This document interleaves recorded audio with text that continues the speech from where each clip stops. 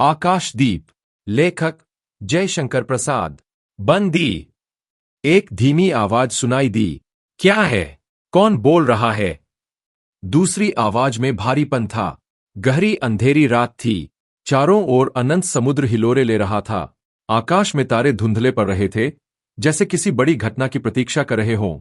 एक छोटी सी नाव पर दो बंदी पीठ से पीठ सटाकर बंधे हुए थे। एक था बुद्धगुप्त, एक साहसी और बलशाली जलदस्यु, और दूसरी थी चंपा, एक निडर लड़की। बुद्धगुप्त ने धीरे से कहा, चंपा, क्या तुम अपनी रस्सी खोल सकती हो? चंपा ने हिम्मत जुटाई और अपने हाथों की रगड़ से रस्सियों को ढीला किया।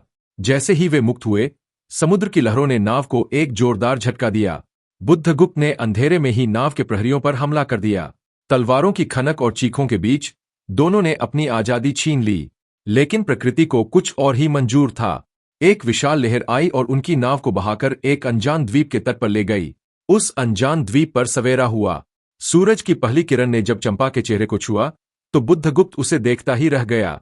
वह अब एक लुटेरा नहीं, बल्कि एक प्रेमी की नजरों से दुनिया देख रहा था।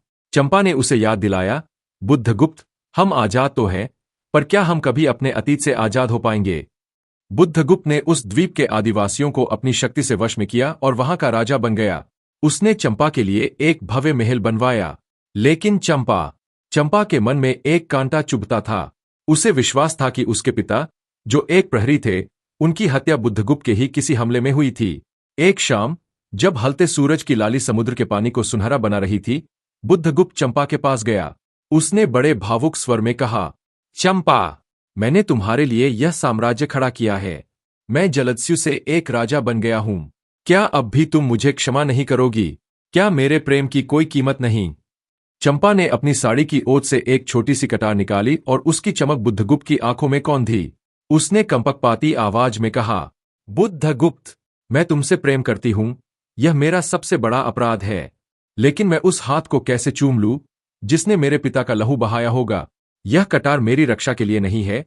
यह मुझे याद दिलाती है कि मुझे तुमसे नफरत करनी चाहिए। बुद्धगुप्त मौन रह गया। उसने समझ लिया कि चंपा का हृदय एक ऐसे युद्ध क्षेत्र में है जहां जीतना असंभव है। चंपा ने द्वीप के सबसे ऊंचे खंभे पर एक लालटेन टांगने की परंपरा शुरू की।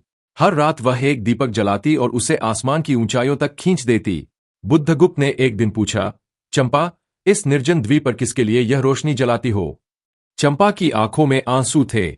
उसने दूर क्षितिज, हराइजन की ओर देखते हुए कहा, मेरे पिता समुद्र में भटकते जहाजों को रास्ता दिखाते थे। वे खुद तो चले गए, पर मैं यह आकाशदीप उनके लिए जलाती हूं, और उन सभी मल्लाहों के लिए जो इस अथाह समुद्र में रास्ता भटक गए हैं।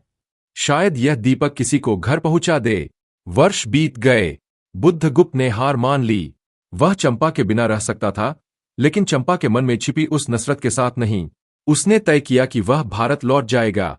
उसने चंपा से साथ चलने की विनती की। चलो चंपा, अपने देश वापस चले। लेकिन चंपा ने मना कर दिया।